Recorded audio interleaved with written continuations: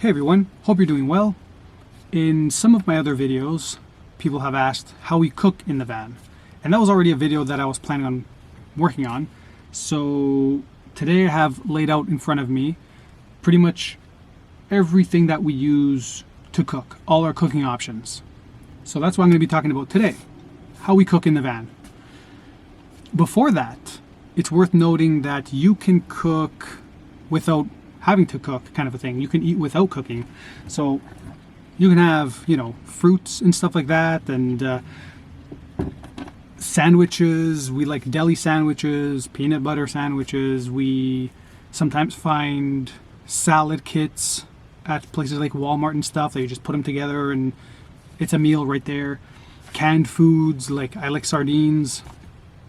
So those are options as well. Even if you have an option to cook, a way to cook in your van, you don't always have to cook. There are no cook meals, and those are really good for just lazy days, or it's too hot and you don't want to have to deal with the heat, or it's too cold and you don't want to deal with the condensation. Those are always good to have as an option. So let's get started with our first item. This is a egg cooker. It's pretty small. I like this one. This is probably one of the best cooking additions to the van. And look, it's really small.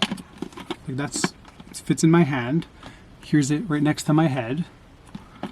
And yeah, this one we really like it because I was trying to find low wattage appliances to have in the van, and this was maybe not this one specifically. This is from Dash. There's other similar ones.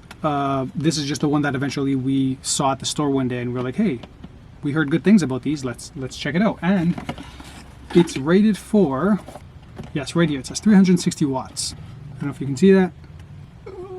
There you go. 360 watts, which for me is no problem. I can output up to 1,000 watts. For some people, 360 might be fine.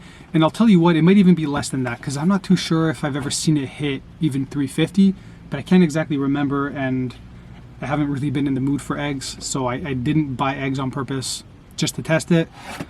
So 360 at least is what it's rated for. This thing is amazing. It makes eggs in like 15 minutes, something like that. And you have the option to either make up to 6 boiled eggs. You just put each egg in here, and then you put a little bit of water on here. It also uses very, very little water. You put it on there, and if you're making boiled eggs, it's better to put this little thingy first from underneath, so that then you have something to grab onto and pull it out. You have the option to also make 2 poached eggs, or up to 2 poached eggs, or an omelet. It's very easy. I love this thing.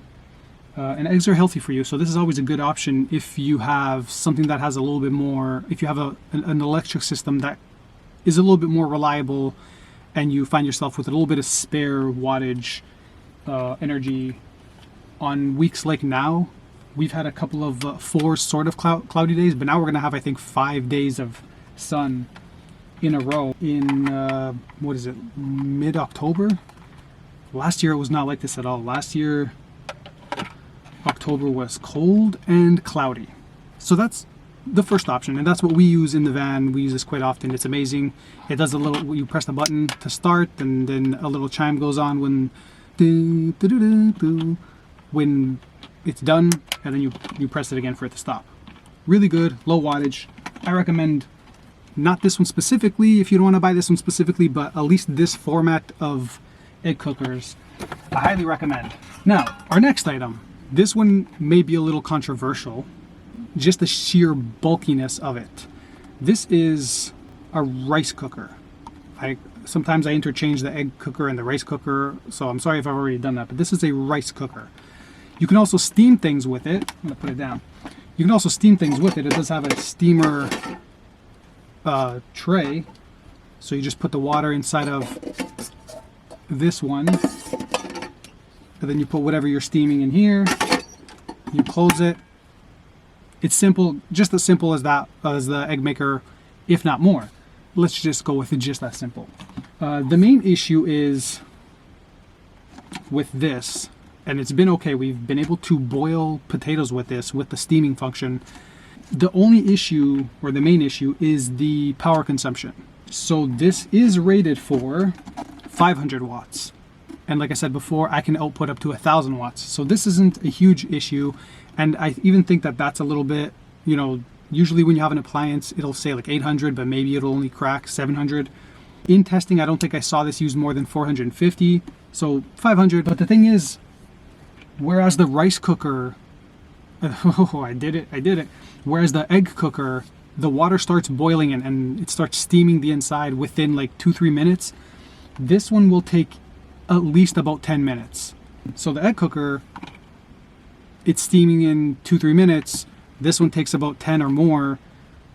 So it's just a lot more inefficient. It's still fairly okay if you can fit it both power budget wise and space budget wise in your cabinets and stuff. I don't think we're gonna keep this. We had it in storage and we looked at it and we saw, hey, maybe we can try it. And we tried it. It was a fun experiment because it at least allowed us to move on from this to sort of a different idea, a different approach to steaming, which is, duh, why didn't I ever think of that? But that's good. This was a good option. This one is I think it's Black & Decker. Yes, it is Black & Decker. It's a good option, just as an option. Do I highly recommend it? Not really. It's okay. It does what it's supposed to do, but because it takes so long to start the steaming process and all that, you might just be better off making rice the more traditional way, which brings me, what do I want to talk about next? I'll just talk about what I'm replacing the rice cooker with, which is this. Because we can make rice other ways anyways, and the idea of the rice cooker was, or of having it, was the novelty of being able to steam things. We just bought this. In another video I already showed this a little bit. This is another one that I bought because I returned the other one, because the other one, this has little feet. This is a steamer. Sorry, my brain is scattered everywhere. This is a steamer to use just with regular cookware. And it has little feet here that you put into just a regular pot. I didn't actually even see if this one works before doing this. And you just put it in there, right? But the other one that I bought from Walmart had silicone feet. Why? And also, it could have been silicone or some sort of plastic also on the handle. That I can kind of understand, because this will probably be hot where you're holding it the second that you open up the lid from the pot. But I think, you know, if I do that, then I deserve it. You know what I mean? Yeah, I might deserve to have a little burn on my finger if I'm just like that, like, whoa. Or I might just be distracted. But regardless, I'm avoiding plastics where possible. And I did just show you a bunch of plastics on this. But I do prefer to just use the hard-boiled egg. That way the shell is still on and it steams the egg, boiling it with the eggshell on. The other two functions, they're good options, but I don't like using it too much because then I'm eating the egg that was touching the plastic. And I try to avoid that. Even if it says food safe, I try to avoid that. So yes, this, no plastic, it's all stainless steel, I assume. And like I said, it goes right in there. It should, I've never tried this before, let's see if it works. Oh, nice. It actually is a little bit shorter than the other one. That's good. I think like that. You put your vegetables right on there, in here, potatoes, whatever you want, and you steam it. And this way I can just use propane. I don't know if this is too loud for you guys. That way I can still use propane to steam, because steaming other things on that rice cooker was just inefficient, like I talked about before. So this is our new addition to be able to steam things. It's small and it should work. I haven't tested it, but I mean, come on, it's got to work. It better work. I'll put this away. So up next, I can go about this two ways. I will continue on the trend of using electricity by talking about the Sultan. That's the name, I believe, of the brand. Backwards for me, so on the camera it's kind of tripping me out. I'm like, what's a note class? But so this is an induction cooktop. Induction, for those who don't know, instead of heating the plate directly to heat up the pot, it uses, I'm not a scientist, I think it uses magnets. I think it's a similar technology to like wireless charging on your phone. So this and that, they sort of use magnetic fields or something. Ah, man, we're living in the future, aren't we? And then pretty much, boom, it heats that up. This is good. This I probably can't recommend. It is higher on the wattage. This can pull up to, I think, the maximum rated for standard outlet on your wall, which I think is about 1500 watts.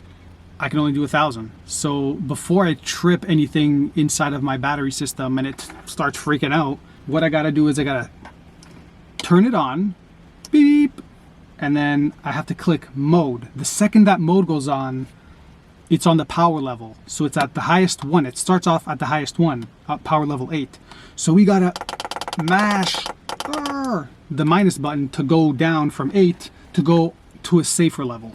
And we can use this on any level, power level from 5 and lower. So 1, 2, 3, 4, 5. Power level 5 uses just a little bit over 900 watts.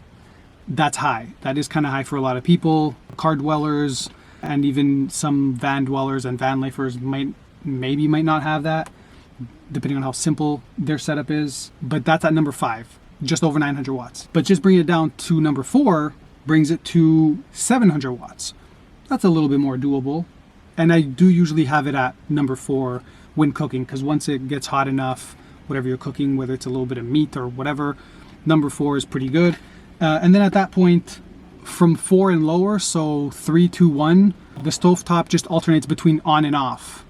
So that's this one. We like this one. This one is pretty good, and we'll probably be using it to cook over the next 5 days-ish, because we're gonna have a lot of sun. With sun comes power. Yeah, so the only thing is, if you ever did get one of these, you need to make sure that your pots or pans or whatever have, it might say induction or have a certain symbol on it. And this is the one we use the most. Boing. So I'll put that away. That is probably one of my favorite ways to cook. Let's talk about the final way, which is the way we're trying to move on to doing more. We have had this option for a long time, but here we go. Why am I holding this? What is this? It's for propane. This is I think it's a pretty standard canister.